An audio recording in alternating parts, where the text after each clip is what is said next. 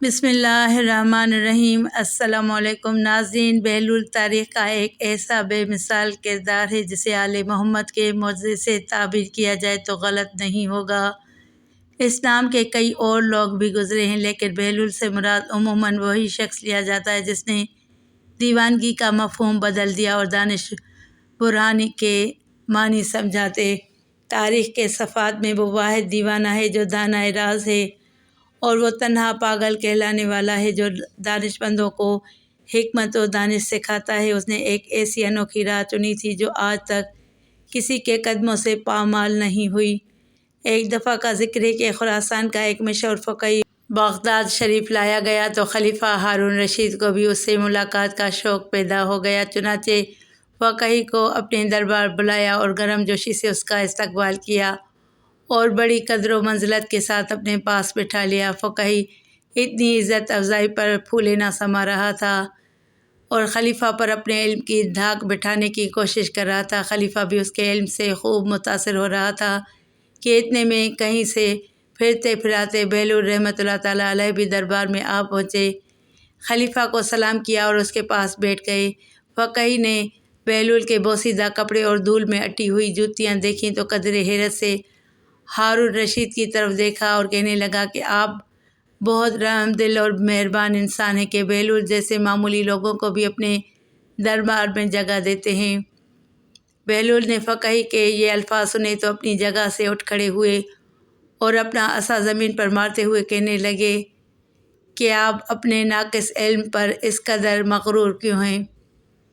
آپ میری ظاہری حالت کا خیال نہ کیجیے اور اسی وقت میرے ساتھ علمی مباحثہ کرنے کے لیے تیار ہو جائیں تاکہ آپ کو پتہ چل سکے کہ آپ تو کچھ بھی نہیں جانتے۔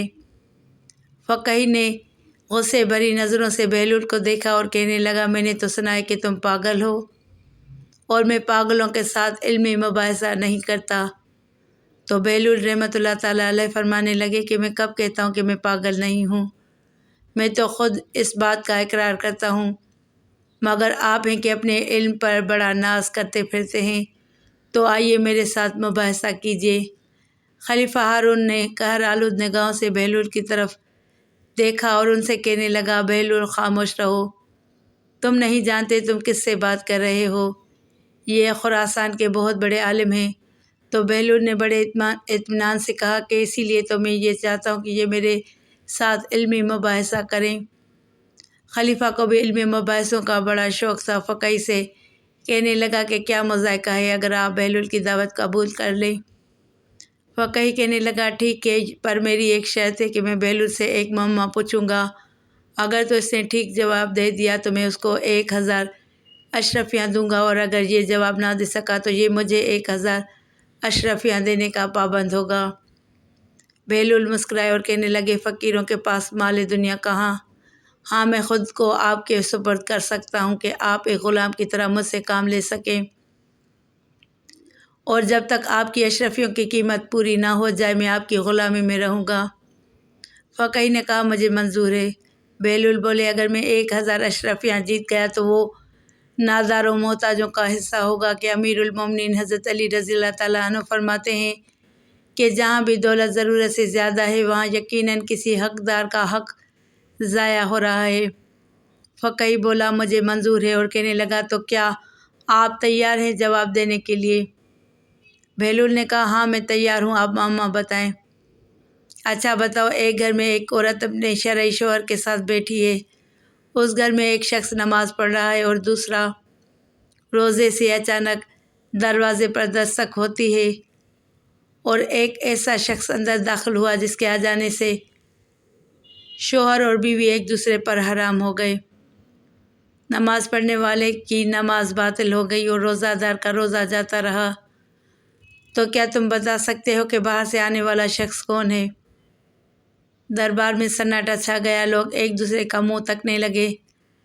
بہلول نے فوراً جواب دیا کہ گھر میں داخل ہونے والا شخص گھر میں موجود عورت کا پہلا شوہر ہے جو سفر پر گیا ہوا تھا، اور اطلاع یہ ملی تھی کہ اس کا دوران سفر انتقال ہو گیا ہے، اور اس کی بیوی نے اس کے پاس بیٹھے شخص سے عقد کر لیا اور 2 مردوں کو اجرت دی کہ وہ میرے مرحوم شوہر کی قضا نمازیں پڑھیں اور روزے رکھیں۔ اسی اثنا میں اس کا پہلا شوہر واپس آ گیا۔ چونکہ اس کی موت کی خبر غلط تھی، اس لیے عورت کے پاس بیٹھا شخص جس کے ساتھ اس نے عقد کیا تھا وہ عورت پر حرام ہو گیا، اور نمازیں اور روزے رکھنے والوں کی عبادت بھی باطل ہو گئی۔ مرحبا، بہت خوب۔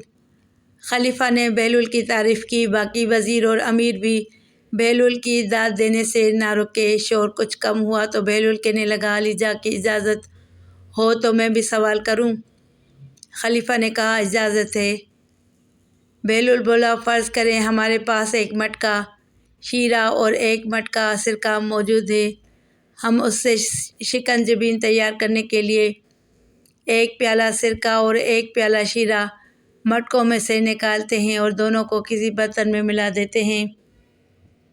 اس وقت پتہ چلتا ہے کہ اس میں تو ایک چوہا مرا پڑا ہے۔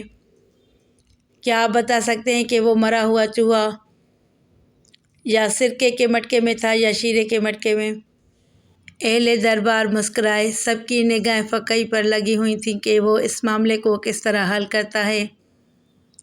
فقیہ گہری سوچ میں ڈوب گیا اور کافی دیر تک ایک لفظ بھی نہ بولا۔ خلیفہ ہارون اتنا انتظار نہ کر سکا اور بولا، بہلول نے تمہارا معمہ حل کرنے میں ایک لمحہ بھی نہیں لگایا، تمہیں بھی اس کے سوال کا جواب اسی طرح دینا چاہیے۔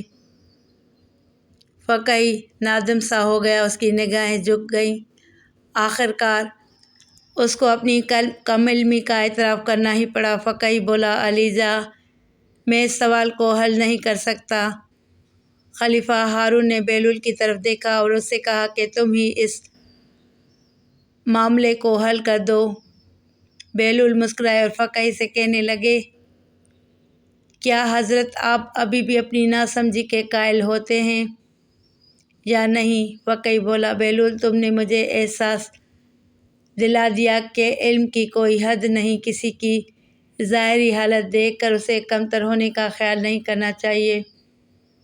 بہلول بولا، تو سنیے جناب کہ ہمیں چاہیے کہ اس چوہے کو شکنجبین سے نکال کر اچھی طرح دھو لیں، پھر اس کا پیٹ چاک کریں۔ اگر اس کے پیٹ میں سرکہ ہوا تو سمجھ لیں کہ وہ سرکے کے مٹکے میں تھا، اگر شیرہ ہوا تو پھر اس نے شیرے میں ڈبکی لگا کر جان دی ہے، لہٰذا جو کچھ بھی اس کے پیٹ میں ہے اس شے کے مٹکے کو ضائع کر دینا چاہیے۔ اہل دربار اش اش کر اٹھے۔ خلیفہ ہارون بہت خوش ہوا۔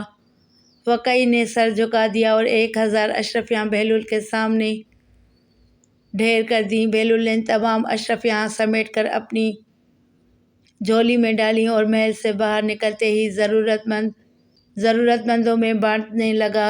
جب وہ بستر پر پہنچا تو اس کی جھولی خالی تھی۔ ناظرین، ایسی مزید ویڈیوز کے لیے ہمارے چینل کو ضرور سبسکرائب کریں۔ جزاک اللہ خیرا کثیرا۔